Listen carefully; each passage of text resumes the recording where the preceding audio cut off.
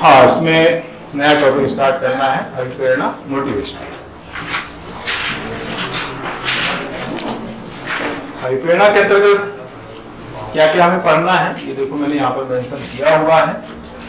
इसमें प्रस्तावना अर्थ कॉमन ही रहता है, लक्षण प्रकृति विशेषता ये भी लगभग कॉमन है, उद्देश्य महत्व प्रकार प्रभावित करने वाले कारक प्रभावपूर्ण अभिप्रेरणा हेतु सुझाव और ये लास्ट में सिद्धांत निष्कर्ष। इसमें सिद्धांत बहुत सारे हैं, कुछ खास खास सिद्धांत हमें करना है और ये टॉपिक पहले से ही आप लोग पढ़ते आए हैं मेरे ख्याल से। एथिक्स में अभिप्रेरणा वाला टॉपिक पहले से ही पढ़ते होंगे, लेकिन इतना डिटेल में नहीं पढ़ा होगा जितना डिटेल में भी पढ़ना है, क्योंकि अब उन्होंने पर्टिकुलर अभिप्रेरणा का टॉपिक उसमें मेंशन कर दिया है, तो अभी ज़्यादा डिटेल में आपको पढ़ना है। पहले शॉर्ट में ही पढ़ते होंगे। चीज़ें बहुत सारी हैं इसमें, क्योंकि सिद्धांत ही बहुत सारे हैं। अभी हमने जैसे निर्णयन पढ़ा, तो निर्णयन में तो खैर साइमन का ही नाम आता है और ज़्यादा कोई नाम आता नहीं है, लेकिन अभिप्रेरणा में बहुत सारे थिंकर आते हैं जिन्होंने अलग अलग सिद्धांत दिए हैं, थ्योरीज दी हैं।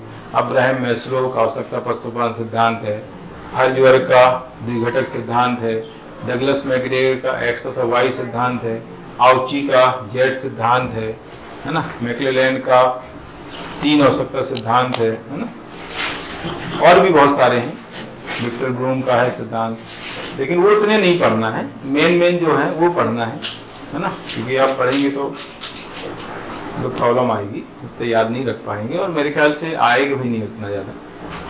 3-4 सिद्धांत जो मुख्य हैं उनके बारे में हमें पढ़ना है। तो पहले तो जनरल चीजें हम देख लेते हैं, सिद्धांत उसके बाद पढ़ेंगे। ठीक है, अभिप्रेरणा जो है किसी व्यवसायिक उपक्रम में कार्यकुशलता की कुंजी मानी जाती है। जो अभिप्रेरणा होती है, मोटिवेशन जो होता है, वो किसी व्यवसायिक उपक्रम में कार्यकुशलता की कुंजी मानी जाती है। अभिप्रेरणा एक तरीके से चार्जिंग की प्रक्रिया, जैसे हम अपने मोबाइल को चार्ज करते हैं ना, तो एक तरीके से चार्जिंग प्रोसेस होती है ना, समझ में आया? अभिप्रेरणा क्या है? चार्ज करने की प्रक्रिया हम मान सकते हैं। चार्जर एक प्रबंधक है, चार्ज करने की जो प्रक्रिया वो अभिप्रेरणा है, जो उसमें चार्ज होता है वो मनोबल है ना। तो जब हम चार्ज हो जाते हैं तो हमारा मनोबल बढ़ जाता है और मनोबल बढ़ने से हम काम करने में लग जाते हैं।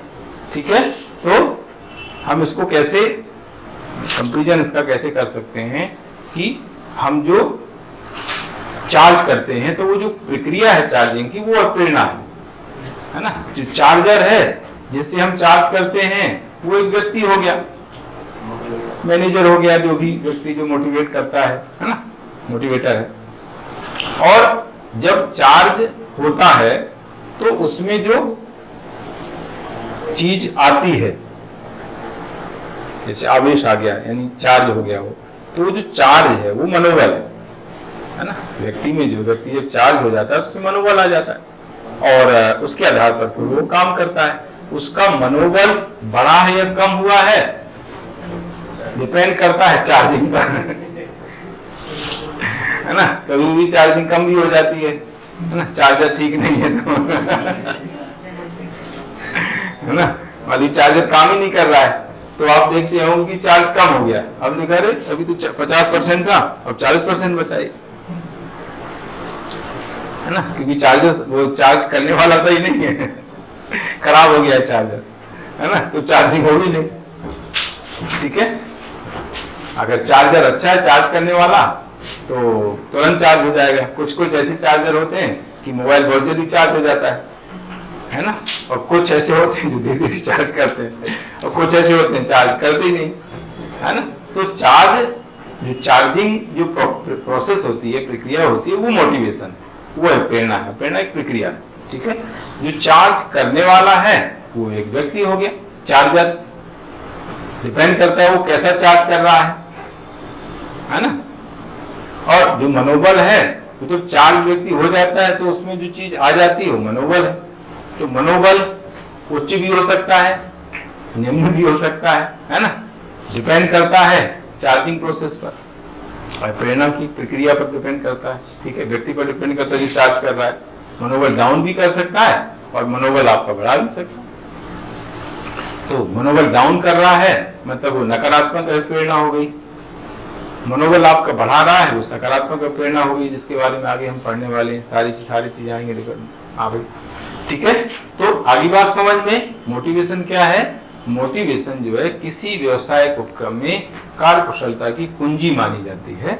इसके जरिए व्यक्ति में मनोबल उत्पन्न किया जाता है और जिसके आधार पर वो जो है कार्य आगे करता है, कार्य संतुष्टि प्रदान की जाती है उसको, और जिससे जो है वो कार्य अच्छे ढंग से संपादित कर पाता है। तो ये है स्टार्टिंग में आपको बताना है। एक विचारक हुए रेंसिस लिकर्ट, उन्होंने प्रेरणा को प्रबंध का हृदय माना है। देखो अलग अलग विचारकों ने अलग अलग चीजों को प्रबंध का हृदय माना है। मैंने अभी निर्णय के बारे में बताया था, तो निर्णय को प्रबंध का हृदय माना है अल्बर्ट साइमन ने, और प्रेरणा को प्रबंध का हृदय कहते हैं रेंसिस लिकर्ट, है ना। रेंसिस लिकर्ट का भी एक सिद्धांत है मोटिवेशन संबंधी, उसको बोलते हैं linking pin model. Linking pin model जो है रेंसिस लिकर्ट ने एक सिद्धांत दिया मोटिवेशन के अंदर पढ़ते हैं, लेकिन वो आपको जो है इतना डिटेल में पढ़ने की जरूरत नहीं पड़ेगी मेरे ख्याल से, ठीक है। तो रेंसिस लिकर्ट कहते हैं कि प्रेरणा प्रबंध का हृदय। तो ऐसे 3 नंबर में आपको क्वेश्चन बन सकते हैं कि कौन से विचारक हुए हैं जिन्होंने निर्णय को प्रबंध का हृदय कहा है, प्रेरणा को प्रबंध का हृदय कहा है, निर्णय को नियोजन का सार कहा है ना, ठीक है। तो इस तरह के क्वेश्चन भी आपको ध्यान रखना है, ऐसे क्वेश्चन 3 नंबर में आ सकते हैं। अब हम बात करते हैं इसके अर्थ की। लेकिन निर्णय अभिप्रेरणा का सबसे पहले जो अर्थ बताने वाले विचारक हैं वो है अब्राहम मैस्लो। अब्राहम मैस्लो जिन्होंने आवश्यकता पर सोपान सिद्धांत दिया है, आपने जो है एथिक्स में इनके बारे में पढ़ा हुआ है। आवश्यकता पर सोपान सिद्धांत आपने कई बार पढ़ा होगा, लेकिन जब मैं पढ़ाऊंगा तब आपको समझ में आएगा कि ये है आवश्यकता पर सोपान सिद्धांत। अभी तक तो हम ऐसे ही पढ़ रहे थे, वास्तव में आप समझ में आएगा कि आवश्यकता पर सिद्धांत ऐसा है ना, एक्चुअल में ऐसा होता है। अब वो समझ में आपको तब आएगा जब मैं उसको कराऊंगा, ठीक है। तो आवश्यकता पर सोपान सिद्धांत जो है अब्राहम मैस्लो ने दिया है, उन्होंने सबसे पहले अभिप्रेरणा की डेफिनेशन बताई है। अभिप्रेरणा का अर्थ सबसे पहले बताने वाले हैं अब्राहम मैस्लो। 1938 में उन्होंने इसको डिफाइन किया था। अब्राहम मैस्लो ने 1938 में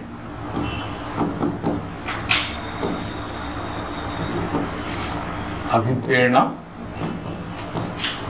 की सर्वप्रथम परिभाषा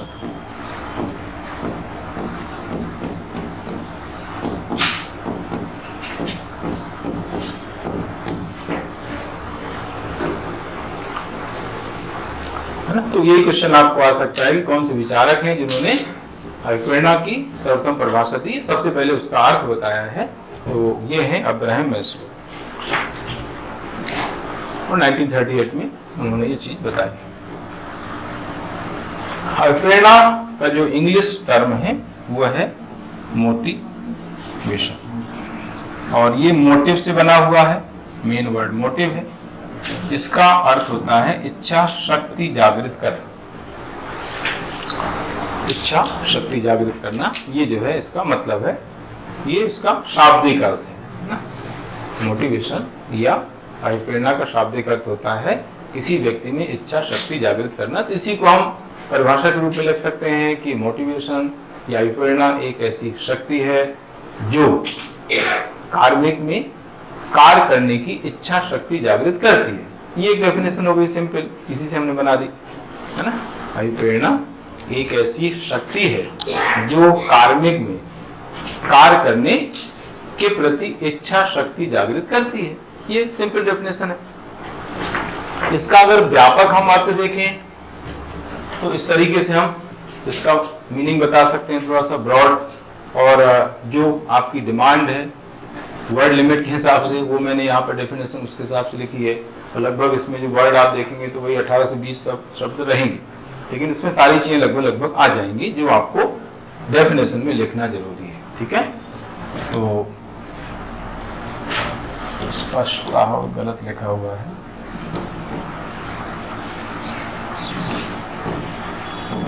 ऐसे लिखना है। प्रेरणा एक मनोवैज्ञानिक उत्तेजना जो कार्मिक में इच्छा शक्ति जागृत करने, पहली चीज, कार्य करने के लिए प्रेरित करने, कार्य पर बनाए रखने तथा अधिकतम कार्य संतुष्टि प्रदान करती है। इतनी चीजें हैं। देखो, ये है इसकी परफेक्ट डेफिनेशन।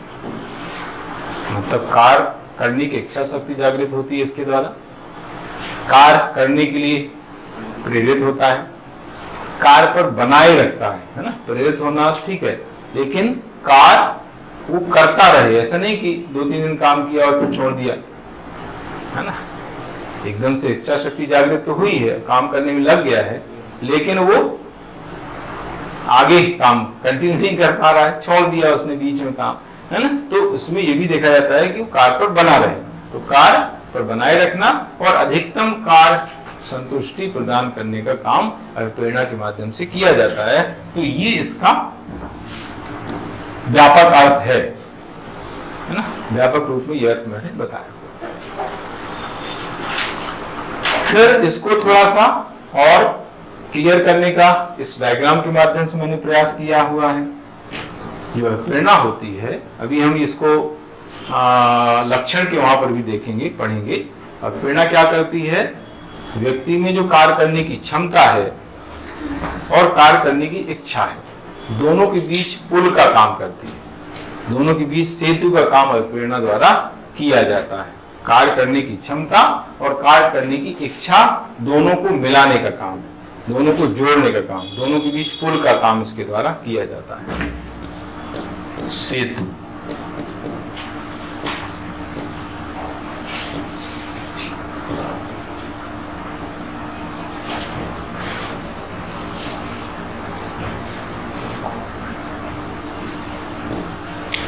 ऐसे क्या होता है कि व्यक्ति में कार्य करने की क्षमता तो है, लेकिन उसकी कभी कभी कार्य करने की इच्छा नहीं होती है। उसको पता नहीं है कि मुझ में क्षमता है, इसलिए ऐसा होता है ना। व्यक्ति को ये पता नहीं रहता कि मुझ में कितनी क्षमता है, कभी कभी ऐसा अंदाजा नहीं लग पाता है।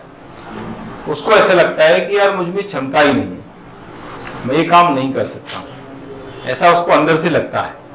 तो मोटिवेशन के जरिए क्या किया जाता है कि उसमें जो क्षमताएं हैं उन क्षमताओं से उसको अवगत कराया जाता है। जब क्षमताओं से अवगत हो जाएगा तो उसकी इच्छा शक्ति जागृत हो जाएगी, है ना। काम करने की इच्छा तो रखता है, लेकिन दोनों चीजें कभी कभी दोनों साथ में नहीं होती है। कार्य करने की क्षमता है लेकिन उसकी इच्छा ही नहीं, कार्य करने की इच्छा उसको है लेकिन उसको ऐसा लगता है कि मुझ में क्षमता नहीं। कार्य करना चाहता है लेकिन क्षमता का पता नहीं होने की वजह से वो फिर काम नहीं कर पाता है। तो इन दोनों चीजों को मिलाने का काम, दोनों के बीच सेतु का काम जो है प्रेरणा द्वारा किया जाता है। दोनों में उसको विश्वास दिलाया जाता है कि तुम कर सकते हो, तुम ये काम कर सकते हो, तुम में ये क्षमता है।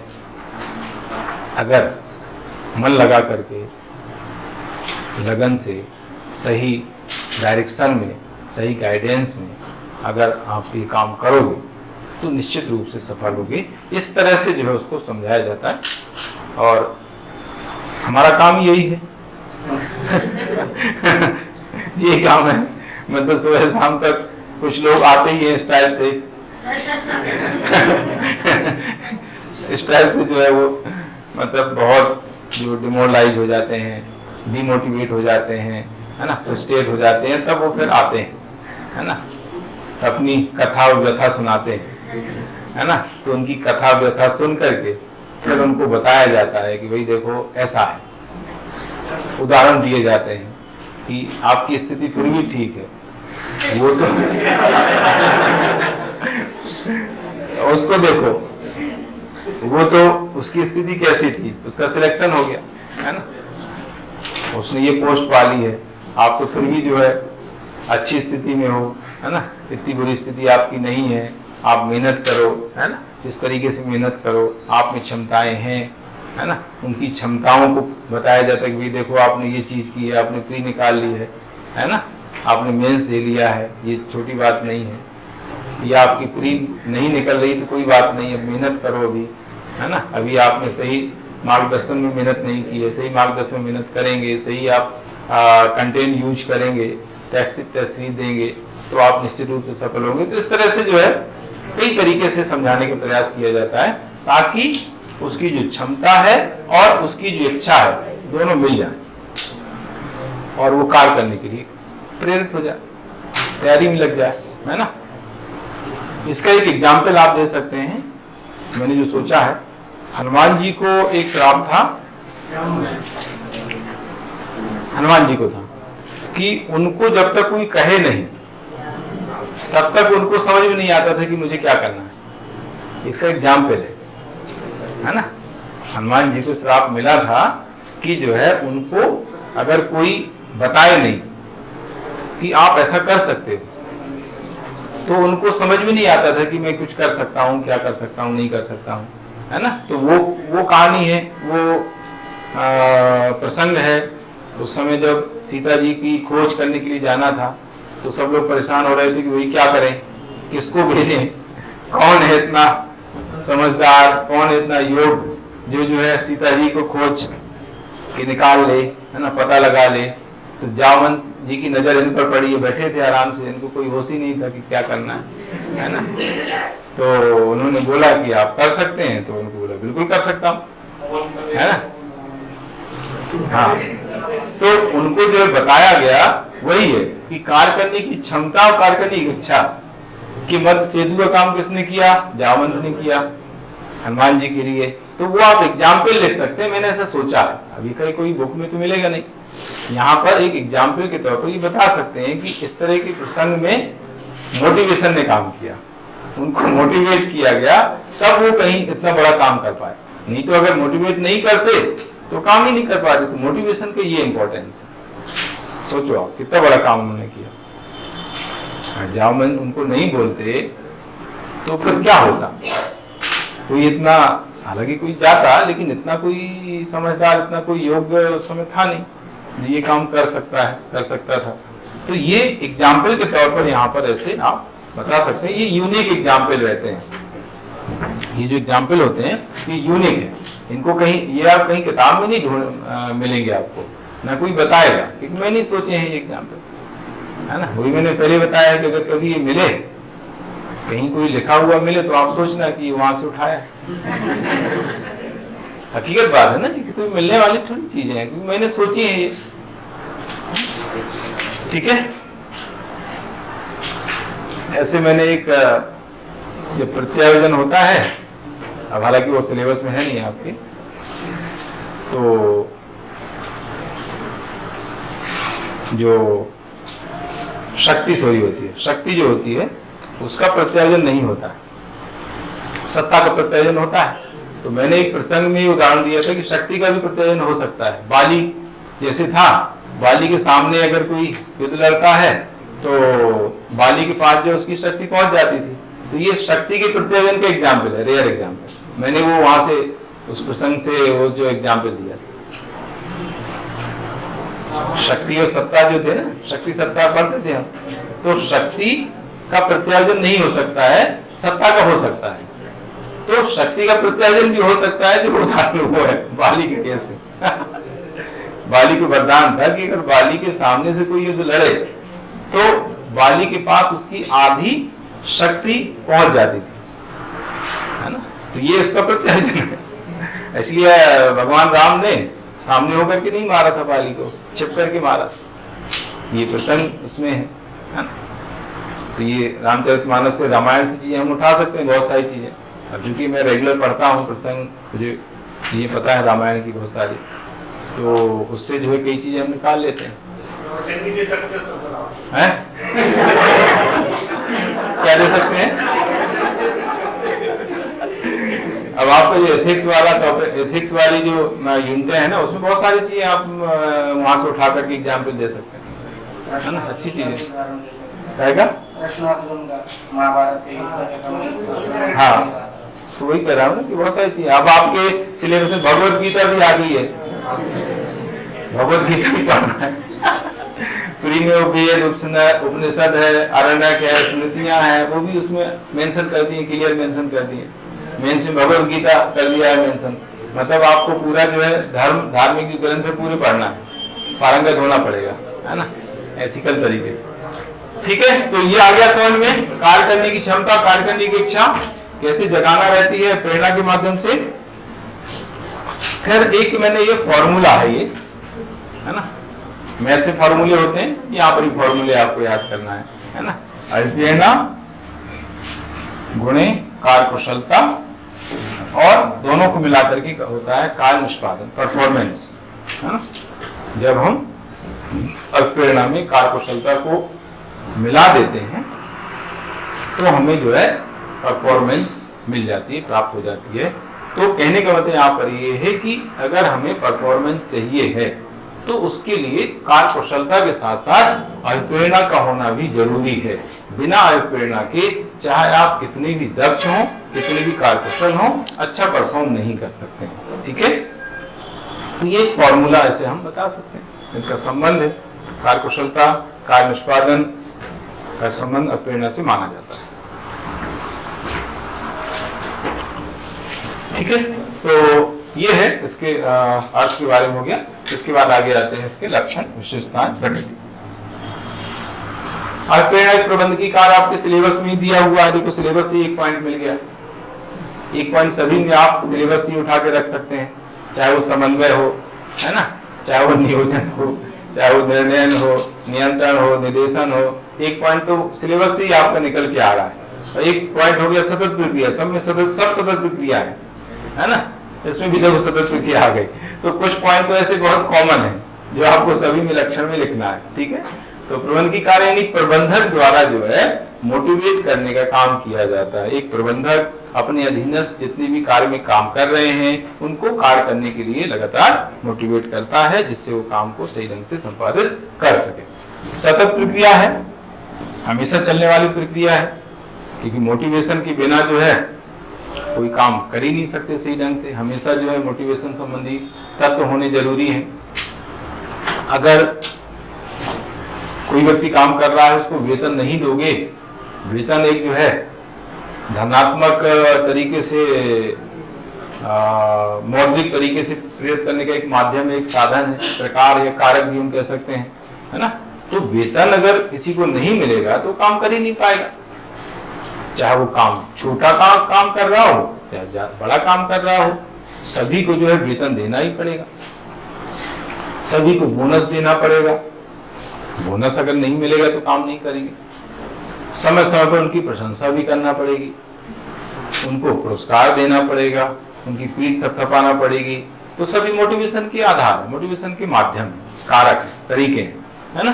तो हर समय मोटिवेशन की जरूरत किसी कार्य को पड़ती है। अगर मोटिवेशन को नहीं दिया जाएगा तो जो है वो काम नहीं करेंगे। एक सबसे बड़ा एग्जाम्पल वेतन का है, बिना वेतन के कोई काम नहीं कर सकता है। वेतन जो है मोटिवेशन का एक मौद्रिक आधार, एक मौद्रिक कारक है। ठीक है, इसका जिक्र आगे हम करने वाले हैं। इच्छा शक्ति जगाने से संबंधित, है ना, इच्छा शक्ति जगाने से संबंधित अभिप्रेरणा मानी जाती है। हमने अर्थ में ही पढ़ लिया है कि मोटिवेशन के जरिए, अभिप्रेरणा के जरिए जो है व्यक्ति में, कार्मिक में कार्य करने की इच्छा शक्ति जागृत की जाती है। वो जो है कार्य करने के लिए प्रेरित हो जाता है, उसको लगता है कि मुझे कार्य करना चाहिए, इस तरीके से उसको मोटिवेट किया जाता है। ठीक है, मनोवैज्ञानिक विधि है। मनोवैज्ञानिक विधि है मतलब मानसिक स्थिति से संबंधित है, उसकी मानसिक जो अवस्था है उसको ठीक करने के लिए भी कभी कभी मोटिवेट किया जाता है ना। मना स्थिति उसकी खराब है, यानी वो जो है मानसिक रूप से दुर्बल हो गया है ना, उसका मन नहीं लग रहा काम में, है ना। तो उसका मन कैसे लगेगा, इसके लिए उसको उस हिसाब से प्रेरित किया जाता है। तो ये मानसिक अवस्था को ठीक करने की एक विधि भी है, तरीका भी है, इसलिए बोलते हैं मनोवैज्ञानिक विधि, है ना। किसी कार्य की जो मानसिक स्थिति है उसको सही करने के लिए, उसके दिमाग को सही करने के लिए, उसके दिमाग को मजबूत करने के लिए इस तरह की विधि को अपनाया जाता है, इसलिए इसको मनोवैज्ञानिक विधि कहा गया है। सहयोग की भावना उत्पन्न करना, इसके माध्यम से जो कार्मिक हैं, एक साथ जो काम करने वाले लोग हैं, उनके बीच सहयोग की भावना उत्पन्न की जाती है। लक्ष्य प्राप्ति की ओर निर्देशित करना, कार्मिकों को कार्य करने के लिए लगातार प्रेरित करके जो है, जो लक्ष्य डिसाइड किया गया है, उस लक्ष्य को प्राप्त करने के लिए उनको मार्गदर्शित किया जाता है, उनको प्रेरित किया जाता है। व्यापक क्षेत्र है, व्यापक क्षेत्र है, इसका मतलब ये है कि अभिप्रेरणा के अंतर्गत बहुत सारे कार्यकलाप, बहुत सारी क्रियाएं सम्मिलित होती हैं। इसमें एक संवेदनशीलता होती है, व्यक्ति को जो है संवेदनशील बनाया जाता है। संवेदनशील कैसे बनाया जाता है? कार्य के प्रति और व्यक्तियों के प्रति, है ना। कार्य को सही ढंग से करना है, व्यक्तियों को अगर कोई प्रॉब्लम आ जाती है, अपने सहयोगियों को कोई प्रॉब्लम आ जाती है तो उनको हेल्प करना है ना। तो इसको बोलते हैं संवेदनशीलता, कार्य के प्रति संवेदनशीलता और व्यक्तियों के, कार्मिकों, सहयोगियों के प्रति संवेदनशीलता उत्पन्न की जाती है। इसके अलावा इसमें जो है व्यक्ति को कार्य करने के लिए प्रेरित किया जाता है, कार्य करने की इच्छा से जागृत की जाती है ना। और उनको जो है आपस में एकता बनाए रखने की बात कही जाती है। तो बहुत सारी कार्यकलाप जो है अभिप्रेरणा के अंतर्गत आते हैं, इसलिए इसको कहते हैं अभिप्रेरणा एक व्यापक क्षेत्र की क्रिया है। इस कार्यकलाप के अंतर्गत बहुत सारी क्रियाएं सम्मिलित की जाती है ना। इसके बाद कार्य क्षमता, कार्य करने की क्षमता, कार्य करने की क्षमता में सेतु का काम करता है। मैंने अभी बताया हुआ है आप लोगों को, है ना। किसी व्यक्ति में कार्य करने की क्षमता है और कार्य करने की जो इच्छा है, उसके बीच जो है अभिप्रेरणा एक सेतु का काम करती है। ये चीज मैंने आपको बताई है, ये वही डायग्राम है जो पहले हम लोग पढ़ चुके हैं। ठीक है, ये तो हो ही गया है। खैर, इसके बाद आता है पूर्णतः व्यक्तिगत। पूर्णतः व्यक्तिगत का मतलब होता है कि अभिप्रेरणा जो है अलग अलग व्यक्तियों के लिए अलग अलग होती है, इसलिए उसको बोलते हैं पूर्णतः व्यक्तिगत है, क्योंकि हर व्यक्ति का प्रेरक तत्व अलग होता है ना। एक प्रेरक तत्व से हर व्यक्ति को आप मोटिवेट नहीं कर सकते हैं। कोई व्यक्ति जो है काम पर ज्यादा फोकस करता है, उसको कार्य संतुष्टि चाहिए, हालांकि वेतन तो सबको चाहिए, ऐसा कोई व्यक्ति नहीं होगा जो वेतन को मना करे भाई वेतन मुझे नहीं चाहिए, है ना। लेकिन प्रायोरिटी देने की बात है। कई लोग जो हैं केवल वेतन को प्रायोरिटी देते हैं, उनको वेतन मिल जाए बाकी उनको कोई मतलब नहीं है। कुछ लोग वेतन के साथ साथ काम पर ध्यान देते हैं, उनको कार्य में सेटिस्फेक्शन चाहिए, कार्य संतुष्टि चाहिए। कुछ लोग प्रमोशन के लिए काम करते हैं, कुछ लोगों को लगता है कि हमारी प्रशंसा हो, हमारी जो हमारा जो काम उसको मान्यता मिले, हमें पुरस्कार मिले, उसको ज्यादा प्राथमिकता देते हैं। तो हर व्यक्ति का प्रेरक तत्व तो अलग अलग होता है, इसलिए जो है एक प्रेरक तत्व के माध्यम से हर व्यक्ति को प्रेरित या मोटिवेट नहीं कर सकते हैं। इसलिए ऐसा कहा जाता है ये पूर्णतः व्यक्तिगत होती है, हर व्यक्ति के लिए अलग अलग प्रेरणा का माध्यम होता है, कारक होता है। ये चीज भी वही है मैंने वहां पर बताई थी। कार्य कुशलता, कार्य संतुष्टि तथा कार्य निष्पादन से अभिप्रेरणा को संबंधित किया जाता है। अभिप्रेरणा और कार्य कुशलता दोनों मिलकर के ही जो है कोई अच्छा परफॉर्म करते हैं, है ना। अगर दोनों को मिला दिया जाए तो परफॉर्म अच्छा होता है। यानी अभिप्रेरणा के बिना चाहे कार्य कुशलता कितनी अच्छी हो, चाहे कोई व्यक्ति कितना कार्य कुशल हो, दक्ष हो, योग्य हो, अगर उसको मोटिवेट नहीं किया जा रहा है तो फिर वो काम सही ढंग से नहीं कर पाए, है ना। इसलिए संगठन में जो है इसकी जरूरत पड़ती है। अगर ऐसा नहीं हो तो हर संगठन अच्छा काम करे, क्योंकि योग्य व्यक्ति तो हर जगह रहते हैं, हर व्यक्ति में योग्यता रहती है, दक्षता होती है, अनुभव होता है, कार्यकुशलता होती है, तो वो काम कभी कभी नहीं कर पाता है उस तरीके से, क्योंकि उसको मोटिवेट नहीं किया जाता है। अगर उसमें कार्यकुशलता है, दक्षता है और उसको सही ढंग से मोटिवेट किया जाता है, संगठन में प्रेरक तत्व अच्छे हैं, सकारात्मक हैं, तो ऐसी स्थिति में जो है वो व्यक्ति अच्छा काम करेगा, जिससे परफॉर्म अच्छा होगा। तो दोनों चीजें जरूरी है, प्रेरणा के साथ साथ कार्यकुशलता के साथ साथ प्रेरणा भी जरूरी है, तभी जो है परफॉर्मेंस प्रॉपर हो पाएगा, कार्य निष्पादन अच्छा हो पाएगा। इसके बाद इसमें आता है मनोबल से संबंधित। अभी हमने इसके बारे में पढ़ा था, उसको इस तरह से मैंने प्रेजेंट किया हुआ है, मनोबल, उच्च मनोबल ऊपर, निम्न मनोबल नीचे, ऐसे हम इसको बता सकते हैं। सकारात्मक प्रेरणा से जो है मनोबल ऊपर होता है, नकारात्मक प्रेरणा से मनोबल गिरता है, निम्न होता है, ऐसे। तो मनोबल से संबंधित अभिप्रेरणा होती है। मैंने आप लोगों को अभी स्टार्टिंग में बता दिया था कि अभिप्रेरणा जो है एक तरीके से मनोबल को बढ़ाने या मनोबल को गिराने का तरीका है, मतलब एक प्रक्रिया है। मनोबल के द्वारा, अभिप्रेरणा के द्वारा मनोबल उत्पन्न किया जाता है और वो मनोबल उच्च होगा या निम्न होगा डिपेंड करता है अभिप्रेरणा पर। आप किस तरीके से प्रेरित कर रहे हैं, किस तरीके से लोगों को मोटिवेट कर रहे हैं, उसके आधार पर मनोबल होता है, मनोबल बनता है। उच्च मनोबल का मतलब होता है कि कार्य करने के लिए जो है, मतलब उसके मन में एक सकारात्मकता आ जाना, है ना। उच्च मनोबल मतलब क्या हुआ, उसके मन में एक सकारात्मकता आना, है ना, अच्छी फीलिंग आना, अपने कार्य के प्रति उसमें रुचि जागृत हो जाना, इच्छा शक्ति जागृत हो जाना, ये है उच्च मनोबल। निम्न मनोबल मतलब नकारात्मक चीजें आ जाती हैं दिमाग में, है ना, अपनी क्षमताओं पर प्रश्न लगाने लगता है खुद ही, है ना, उसको लगता है कि मैं नहीं कर पाऊंगा, वहां पर बोलता है कि मैं कर पाऊंगा, मैं बिल्कुल कर पाऊंगा, यहाँ भी बोलता है कि मैं नहीं कर पाऊंगा, मैं कुछ कर ही नहीं सकता हूँ, है ना, मेरा जीवन बेकार हो गया है ना, कुछ नहीं बचा है। तो इस तरह के जो ख्यालात आते हैं, इस तरह के जो मन में जो भावनाएं आती हैं, उसको कहते हैं निम्न मनोबल। तो ये डिपेंड करता है मोटिवेशन किस तरीके से उसको दिया गया है ना। चार्जर कैसा है जो चार्जर यूज हो रहा है वो कैसा है ना, और फिर उसके बाद चार्जिंग की प्रक्रिया कैसी है, फिर बात आती है चार्ज कैसा हुआ।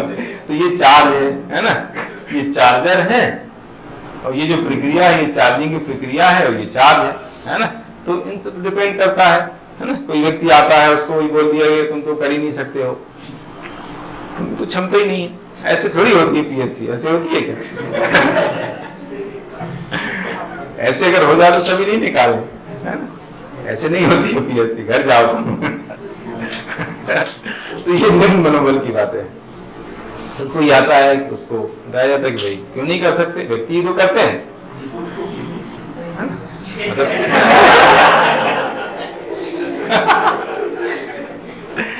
कोई करने वाले व्यक्ति तो है, कोई ऊपर से देवता तो आता नहीं है ना। तो बात करने के तरीके हैं, देखो वहीं पर उच्च मनोबल, वहीं पर निम्न मनोबल हो जाता है ना। व्यक्ति जो है पीएससी करने वाले हैं वो हम ही में से हैं, कोई अलग से तो देवता बन के तो आता नहीं, ऊपर से कोई अवतरित होता है तो वो पीएससी करता है तो फिर वो डिप्टी कलेक्टर बनता है, ऐसा तो है नहीं। हम ही में से जो है सिलेक्ट होते हैं, डिप्टी कलेक्टर बनते हैं, टॉपर बनते हैं। तो आप क्यों नहीं कर सकते, बिल्कुल कर सकते हो, है ना। डिपेंड करता है आपकी मेहनत, आपकी रेगुलरिटी, है ना, गाइडेंस, कंटेंट, है ना, इस तरह से मोटिवेट किया जाता है। फिर वही मैंने जैसे बताया, एग्जाम्पल दिए जाते हैं, भाई देखो वो व्यक्ति सफल हो गया तो आप बिल्कुल आप सफल हो सकते हैं। हम में से ही जो है व्यक्ति सफल होकर निकला है, वही होते हैं जैसे सिमी यादव हो गई, यहीं बैठ कर वो पढ़ती थी, बार बार जो चीज़ों को पूछती थी, फोन करती थी, वो बताते थे। तो आप भी अगर इस तरह से करेंगे तो आपका भी आपको भी सफलता मिलेगी, सिलेक्शन होगा। तो इस तरीके से जो है एग्जाम्पल दे करके, कई तरीके से समझा करके उसको मोटिवेट किया जाता है, उसका मनोबल बढ़ाया जाता है। मनोबल गिर भी जाता है, गिरा भी देते हैं लोग, बढ़ा भी देते हैं। तो बात वही है कि किस तरीके से उसको मोटिवेट किया जा रहा है, मोटिवेट करने की प्रोसेस क्या है, प्रक्रिया क्या है। तो अगर नकारात्मक प्रेरणा है तो मनोबल उसका गिर जाता है, निम्न हो जाता है। अगर सकारात्मक तरीके से उसको मोटिवेट किया जाता है तो उसका मनोबल बढ़ जाता है। तो मनोबल एक तरीके से चार्ज है, व्यक्ति किस तरीके से चार्ज हुआ है ना। चार्ज होना, डिस्चार्ज होना। चार्ज हो गया है तो मनोबल उच्च है, डिस्चार्ज हो गया है तो मनोबल निम्न हो गया है ना। हमारा जो मोबाइल है डिस्चार्ज हो गया तो बंद हो जाता है, बोल ही नहीं पाता है। तो वैसे व्यक्ति जब डिस्चार्ज हो जाता है तो जवानी नहीं निकलती उसकी, तो मोबाइल चूंकि बंद हो गया, ऑफ हो गया है, तो वैसे व्यक्ति का दिमाग भी ऑफ हो जाता है, वो सोच नहीं पाता है, सोचने की क्षमता क्षीण हो जाती है, कमजोर हो जाती है ना। तो जो भी बात करता है वो नकारात्मक ही करता है, एक तो करता नहीं है और करता है तो नकारात्मक करता है। तो ये है इस तरीके से मोटिवेशन करने के तरीके।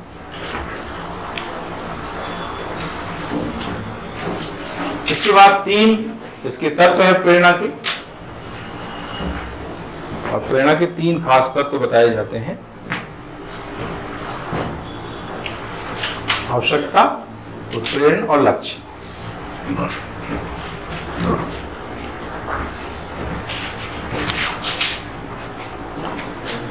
किसी चीज की आवश्यकता होती है ना, कहते हैं आवश्यकता आविष्कार की जननी है। ठीक है, जब हमें किसी चीज की आवश्यकता है तो उस आवश्यकता को पूरा करने के लिए हम जो है कार्य करने के लिए प्रेरित हो जाते हैं, और जब हम कार्य करने के लिए प्रेरित होते हैं तो काम करते हैं, अच्छे तरीके से काम करते हैं, मन लगा के काम करते हैं क्योंकि हमारी जरूरत है, और फिर हम जो है अपने लक्ष्य को प्राप्त कर लेते हैं। तो ये एक सीक्वेंस में यहाँ पर आपको बताना है ना। सबसे पहले हमें जरूरत होती है किसी चीज की, जरूरत को पूरा करने के लिए हम जो है काम करने के लिए प्रेरित होते हैं। कभी कभी जो है जरूरत के हिसाब से भी प्रेरणा मिलती है, मजबूरी है कि हमें तो करना ही पड़ेगा, है ना, मतलब हमें आजीविका चलानी है तो हमें कुछ ना कुछ तो करना पड़ेगा, है ना, हमें अपने परिवार का भरण पोषण करना है तो हमें कुछ ना कुछ तो करना है, कुछ ना कुछ कदम तो उठाने पड़ेंगे। तो व्यक्ति उसको ध्यान में रखते हुए कार्य करने के लिए प्रेरित होता है, फिर काम करता है, और इससे जो है जो लक्ष्य उसका डिसाइड किया गया है पहले, उस लक्ष्य को पूरा कर लेता है। तो इस तरीके से ये 3 तत्व प्रेरणा के बताए गए हैं एक सीक्वेंस में, आवश्यकता, उत्प्रेरणा और लक्ष्य। उसके बाद इसके आवश्यकता के कारण, उद्देश्य, महत्व, ये तीनों पॉइंट एक ही उसमें आ जाएंगे। प्रेरणा से देखो, प्रेरणा का मनोबल से गहरा रिश्ता है, गहरा संबंध है। जब हम प्रेरणा की बात करते हैं तो मनोबल की बात तो होती ही है, क्योंकि प्रेरणा के द्वारा ही मनोबल बढ़ता है, कम होता है।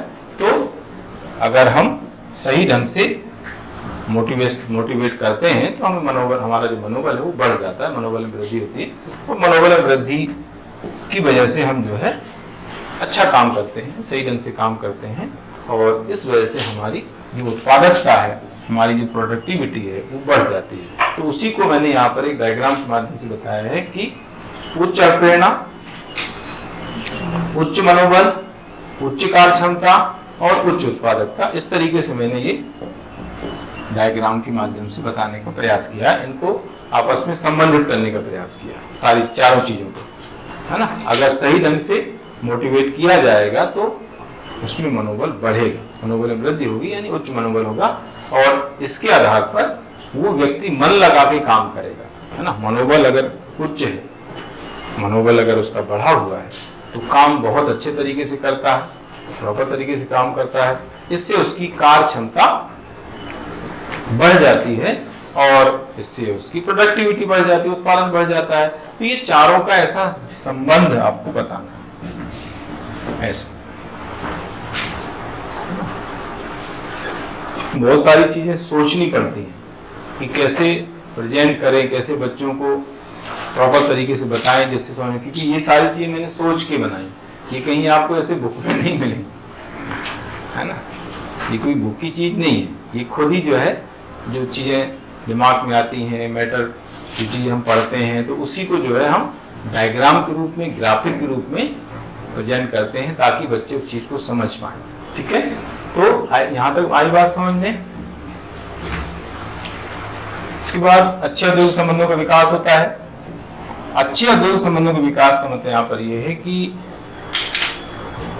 जो अभिप्रेरित कार्मिक होते हैं वो मनोवैज्ञानिक दृष्टि से संतुष्ट होते हैं, उनमें सेटिस्फैक्शन होता है ना।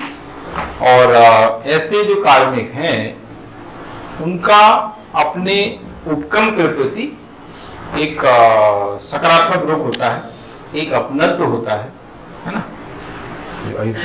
जो जिनको मोटिवेट किया गया है वो जो है कार्य के प्रति काफी संतुष्ट होते हैं, अपने उपक्रम के प्रति संतुष्ट होते हैं।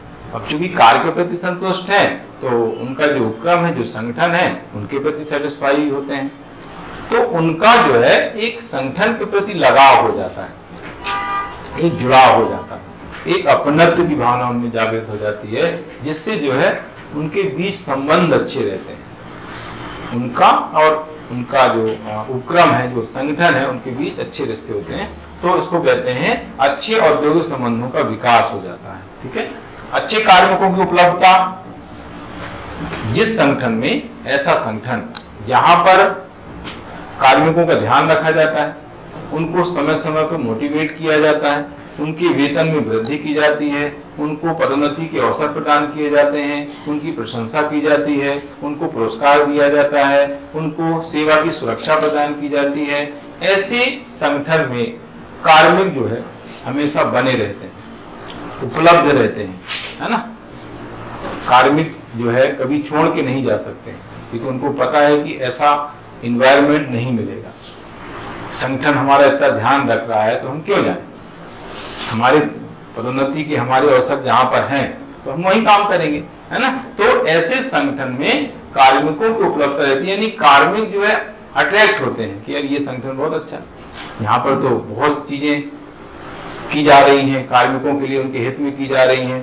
तो हर अच्छा से अच्छा कार्मिक जो है उस संगठन की ओर अट्रैक्ट होता है, आकर्षित होता है, और वहां पर कार्य करने के लिए जो है अप्लाई करता है, प्रयास करता है कि मुझे यहाँ पर मौका मिल जाए। तो अच्छे कार्मिकों की उपलब्धता हमेशा ऐसे संगठन में बनी रहती है जहां पर मोटिवेशन के पर्याप्त साधन होते हैं, कार्मिकों को मोटिवेट किया जाता है ना, उनके वेतन में वृद्धि की जाती है समय समय पर, उनको बोनस दिया जाता है, उनको पुरस्कार दिया जाता है, उनकी प्रशंसा की जाती है, उनकी सेवा की सुरक्षा का ध्यान रखा जाता है। ठीक है, तो यही चाहिए रहता है कार्मिक को, यही चाहिए, वेतन मिल रहा है और उनको ऐसा लगता है कि भाई प्रमोशन भी हमारा हो जाएगा और हमें हमारी प्रशंसा भी हो रही है, हमारी पीठ भी थपथपाई जा रही है, बस।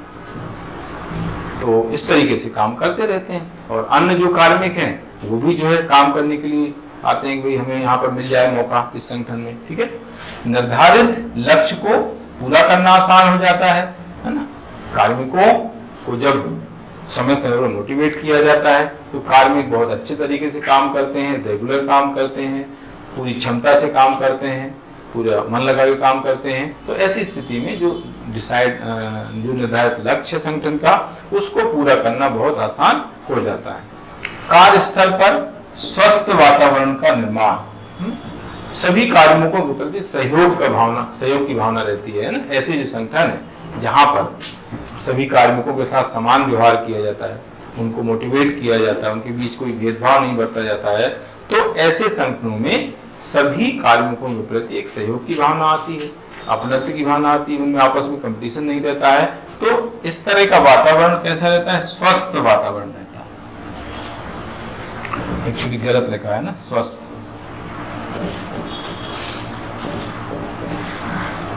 स्वस्थ ऐसा लिखा जाए। स्वास्थ्य जो होता है उसमें आधा था या आधा है, ये स्वस्थ है, स्वास्थ्य में फिर था आधा हो जाता है या हो जाता है। स्वस्थ स्वास्थ्य में यही अंतर है ना, स्वास्थ्य ऐसा लिखते हैं, ऐसा स्वास्थ्य लिखा जाता है और स्वस्थ ऐसा लिखते हैं। थोड़ा थोड़ा वर्डिंग स्पेलिंग का अंतर है ना। हिंदी में आपको ये चीजें बहुत ध्यान रखनी पड़ती हैं। ठीक है, तो कार्यस्थल पर स्वस्थ वातावरण का निर्माण होता है, यानी जो कार्मिक हैं वो आपस में सहयोग की भावना रखते हैं, आपस में कोई कंपटीशन नहीं रखते।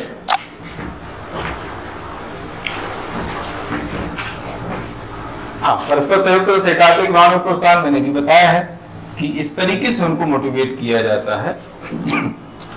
एक्चुअली मोटिवेशन का एक, अभी हम आगे कारक पढ़ेंगे, तो मोटिवेशन का एक और तरीका होता है कि सभी के साथ एक जैसा व्यवहार करना। जो भी कार्मिक होते हैं उनके साथ भेदभाव नहीं करना, है ना। हालांकि एक कार्मिक को ज्यादा वेतन दिया जा रहा है, उसको जल्दी प्रमोशन दे दिया गया, एक कार्मिक को प्रमोशन नहीं दिया गया, तो इसमें क्या होता है, आपस में उनमें मनमुटाव बना रहता है कार्मिकों में। तो कार्मिकों के बीच समान व्यवहार रखा जाता है, उनके बीच भेदभाव नहीं किया जाता। इससे जो है उन कार्मिकों में परस्पर सहयोग की भावना और सहकारिता की भावना बनी रहती है। मानव संसाधन का सदुपयोग होना, कार्मिक जो है, जो अच्छे कार्मिक होते हैं, क्योंकि मैंने जैसा बताया कि इस तरह का जो संगठन होता है जहां पर मोटिवेशन को बहुत ध्यान रखा जाता है, तो वहां पर जो है योग कार्मिक काम करते हैं। तो ऐसे कार्मिकों द्वारा जो भी मानव संसाधन होते हैं उनका सही उपयोग किया जाता है। ऐसे कार्मिकों ऐसे संगठन में जहां पर कार्मिकों की योग्यताओं का ध्यान रखा जाता है, उनकी मोटिवेशन का ध्यान रखा जाता है, तो वहां पर जो है इस तरह के जो मानव संसाधन काम करता है उसका सही उपयोग होता है। मानव संसाधन मतलब कार्मिक है ना, संसाधन नहीं, मानव संसाधन है। मानव संसाधन का मतलब है काम करने वाले लोग, ठीक है ना। तो उस संगठन में जो कार्मिक काम करते हैं उनको सही ढंग से उपयोग किया जाता है, यानी उनका सही ढंग से मोटिवेशन करके और उनसे सही तरीके से काम लिया जाता है। जो व्यक्ति जिस काम के योग्य है, जो कार्मिक जिस काम के योग्य है, उससे वो काम दिया जाता है जिससे उनका सही उपयोग होता है ना। सही उपयोग का मतलब यही हुआ कि एक व्यक्ति जिस काम के लायक है उससे वो काम अगर दिया जाएगा तो उसकी योग्यता का सही उपयोग होगा, उसके अनुभव का उपयोग होगा। अगर वो काम, उसको ऐसा कोई काम दे दिया गया जिसको उसने किया ही नहीं है, उसको उसका अनुभव ही नहीं है, तो फिर वो काम कर ही नहीं पाएगा। तो ये उसका दुरुपयोग है। मानव संसाधन का सदुपयोग का मतलब ये होता है कि जो व्यक्ति, जो कार्मिक जिस काम के लायक है, जिस काम का विशेषज्ञ है, जिस काम के योग्य है, उसे वो काम दिया जाएगा तो वो काम सही ढंग से कर पाएगा, अपनी योग्यता का फायदा उठा पाएगा, है ना। तो इसी को हम कहते हैं मानव संसाधन का दुरुपयोग, सदुपयोग करना, ठीक है। पूंजी तथा श्रम के बीच मधुर संबंध स्थापित होना। पूंजी यानी धन और श्रम यानी लेबर, कार्मिक जो काम करने वाले हैं, तो उनके बीच जो है सही संबंध, अच्छे संबंध स्थापित किए जाते हैं। यानी जो श्रमिक काम कर रहे हैं उनको जो है सही काम पर लगाया जाता है, जिससे जो पूंजी है, जो धन है, जो पैसा है, उसका सही उपयोग होता है ना। सही कार्मिक को से जो है सही समय पर सही काम लिया जाता है ना। और जो भी पैसे इन्वेस्ट किए जा रहे हैं उनका सही तरीके से इन्वेस्टमेंट करना, सही जगह पर इन्वेस्टमेंट करना, सही व्यक्तियों द्वारा इन्वेस्टमेंट करना, जिससे जो है दोनों में सही कॉम्बिनेशन बना रहता है पूंजी तथा श्रम। इसके बाद आता है कार्मिकों के अनुपस्थित रहने की समस्या नहीं आती। वही मैंने अभी बताया था कि ऐसा संगठन जहां पर कार्मिकों की हर जरूरत का ध्यान रखा जाता है, उनकी समस्याओं का ध्यान रखा जाता है, उनके हितों का ध्यान रखा जाता है, उनके वेतन में वृद्धि की जाती है, उनकी पदोन्नति की जाती है समय समय पर, तो ऐसे कार्मिक को कोई छोड़ ही नहीं सकता, ऐसे संगठन को कोई छोड़ ही नहीं सकता। तो अनुपस्थित रहने का मतलब ये है कि उसको छोड़ देना, किसी संगठन को छोड़ने का मतलब अनुपस्थित रहना है। तो जहां पर सभी जरूरतों का ध्यान कार्मिक का रखा जा रहा है जिस संगठन में, उस संगठन को कार्मिक छोड़ने की सोच ही नहीं सकता है, क्योंकि ऐसा संगठन मिलेगा ही नहीं उसको। क्योंकि हर संगठन ऐसे नहीं होते जहां पर संगठन जरूरतों का ध्यान रखा जाए, उनको समय समय पर प्रमोट किया जाए, उनको उनके वेतन में वृद्धि की जाए, उनको पुरस्कार दिया जाए। तो ऐसे संगठनों को कोई भी कार्मिक छोड़ नहीं सकता है। इसलिए कहा जाता है कार्मिकों की अनुपस्थिति की समस्या वहां पर नहीं पाई जाती, जहां पर मोटिवेशन प्रॉपर तरीके से होता है, ठीक है। तो ये इसके कारण, महत्व और उद्देश्य के पॉइंट मैंने बताए हैं। इसके बाद फिर आगे प्रकार हम इसको कल कर पाएंगे। प्रकार हैं और फिर इसके कारक हैं और फिर प्रभावी प्रेरणा के तरीके हैं, सुझाव हैं, ये फिर इसके बाद सिद्धांत पढ़ेंगे। तो कल मेरे ख्याल से पूरा हो जाएगा। अभी बड़े बड़े टॉपिक हैं तो 2 दिन में कंप्लीट हो रहे हैं। कल से ही परसों होगा, संडे को। 2 दिन का समय लग रहा है इसमें।